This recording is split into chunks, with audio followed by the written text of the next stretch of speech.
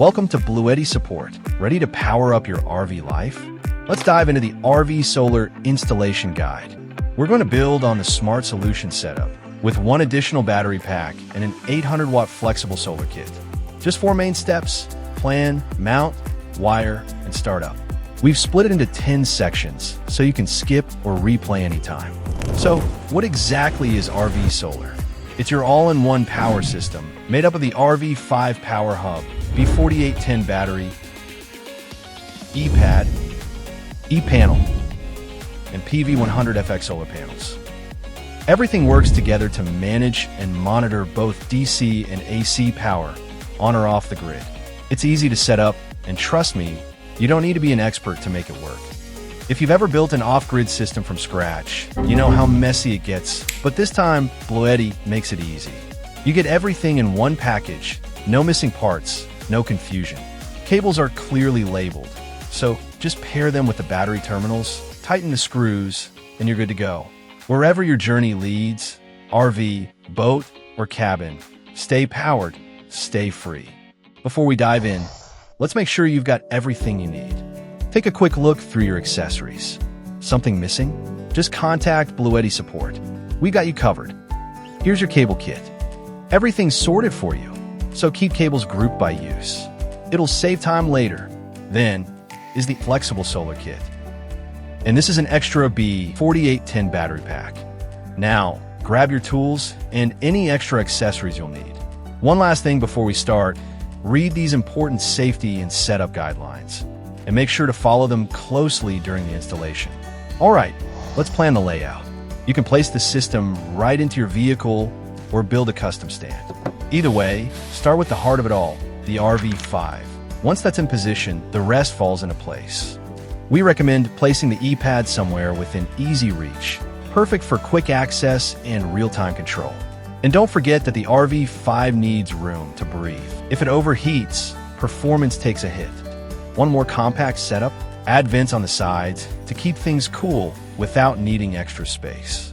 These stackable batteries help save space and come with mounting brackets on both the front and back. When installing them on the floor, pick a spot where you can easily secure the rear brackets. Not sure about your layout? Just ensure that each power cable comfortably reaches the RV5. And if you're after a clean, seamless setup, leave a bit of space behind the E-panel to tuck away those cables. It's a small touch, but it makes a big difference. Let's kick things off from the rooftop solar panel installation. These are BLUETTI's flexible 100-watt solar panels, designed to fit flat or curved surfaces. Before securing them, use a multimeter to check each panel's open circuit voltage to ensure everything's good to go. Mount the panels first, and wiring comes afterward. Start by marking your layout. 2 rows, one at the top and one at the bottom, usually work best. Next, apply about 5 even lines of silicone adhesive, about 1 to 2 millimeters thick, on the back of the panel. Leave space around the edges for better heat dissipation. Align solar panels to your marks and press them down firmly. Then, let the adhesive cure for 24 hours. For wiring, just 3 simple steps. Get the panel cables organized first. Then, grab the included MC4 parallel cables and follow the animation to wire up the first row.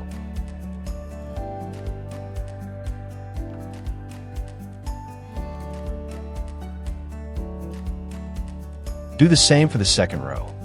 Next, take the longest pair of cables and connect the 2 rows until you hear clicks. And route the same cables through the solar cable entry gland. Add adhesive to the bottom of the box. Press it firmly onto the roof and place something heavy on top. Let it set for 24 hours. Finally, install the PV input breaker for safety. Before moving on, it's recommended to use a multimeter to check your connections. It's a quick, targeted check and much easier than troubleshooting after everything's installed. Everything look good? Great. Turn the breaker back off and let's keep going. For safety, wrap the positive end connected to the RV5 with insulation tape to prevent short circuits. Here are some common layout options, and the number of panels you use depends on your roof space. The RV5 features a built-in DC charging module, so you can top up while you're on the move. Before we dive in, safety first. Turn off the vehicle and make sure everything's completely powered down. First up, take the isolator switch from your cable kit and make sure it's turned off. Then, grab the 2 red power cables and connect their OT terminals to each side of the switch.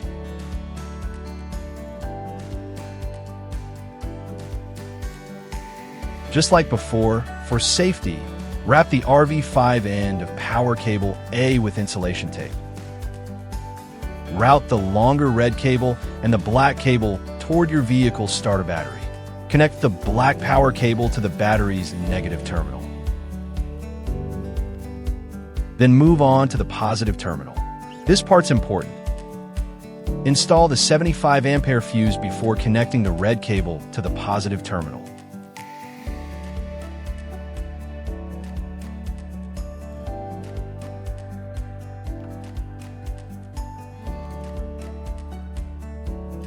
Now let's get those battery packs installed. Stack them up. Align the brackets and tighten everything down.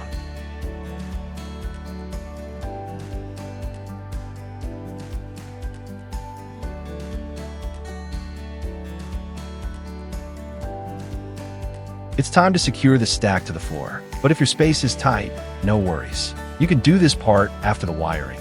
For all-around safety, each B4810 battery pack needs to be grounded when paired with the RV5 power hub. If you're not using the hub, grounding is not required. Go ahead and open all the wiring covers. It's time to get everything connected. Connect the batteries in parallel.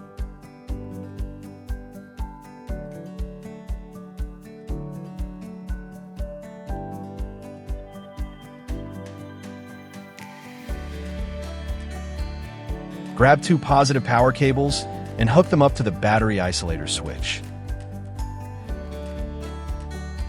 To avoid short circuits, wrap the RV5 in with insulation tape for now. Then do the same with the negative terminals.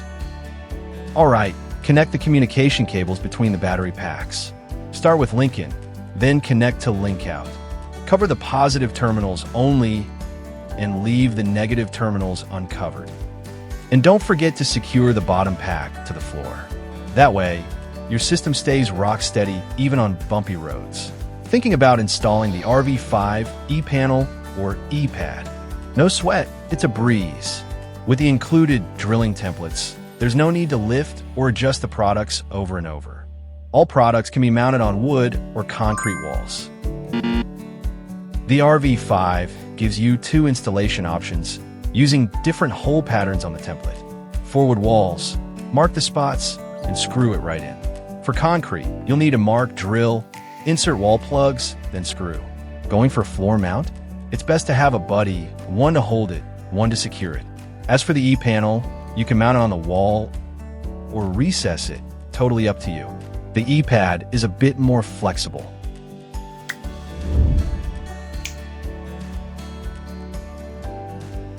Nice work. Now let's get the E-Panel wired up.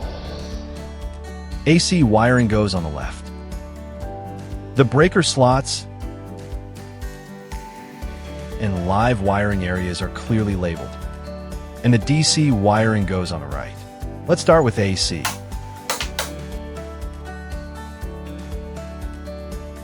Connect the ground and neutral wires from your AC power cable kit to their matching terminals. Next, snap in the AC breaker. Listen for the click. Connect the live wire to the main breaker. Now to the DC side.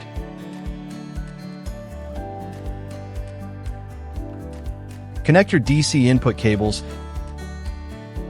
Install the blade fuse. Time to connect your devices. Connect the ground wire first, then the neutral and live wires. Label each wire with the appliance name. Same goes for the DC. Connect positive and negative and label as you go. And that's it. Here's how the wiring looks for the US, European, and Australian versions. Alright, now let's move on to a key step. If you're setting up a temporary AC input, like in an RV or a boat, here's how to do it. Start with connecting the ground wire on the right side. That's important.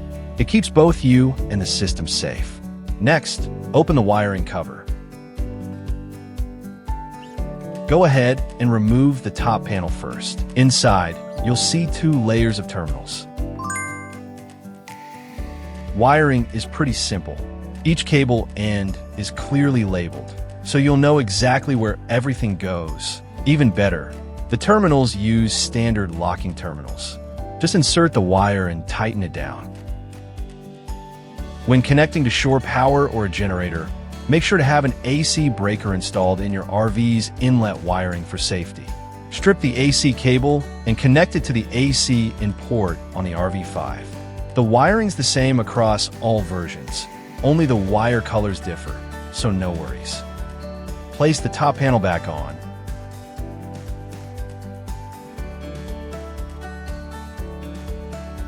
Then complete the wiring for the top layer.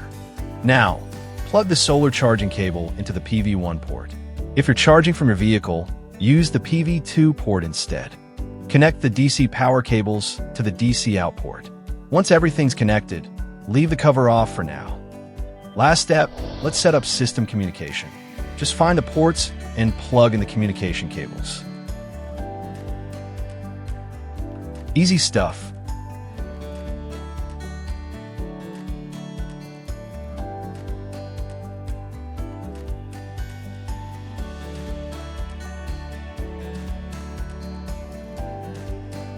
One important thing, for setups with more than 8 batteries, eDock battery communication interface boxes are required. To finish, switch off the communication port on the ePanel and turn it on for the Epad. That's it, your system's ready. Time to bring your system to life. Switch on the breakers or isolators for all components. If there's enough sunlight, flipping the PV breaker will automatically power up the system. If not, just press any power button on the RV5, ePanel, or Epad to get it started. Once it's on, configure the Epad to view real-time data and energy status. For easier control at your fingertips, download the app. You'll have full access right from your phone. Here are a few tips to keep your system at its best. And that's it. You just set up your RV solar system, your go anywhere, do anything power solution for life on the road. Don't forget to subscribe our channel for more off-grid tips, and we'll see you in next video.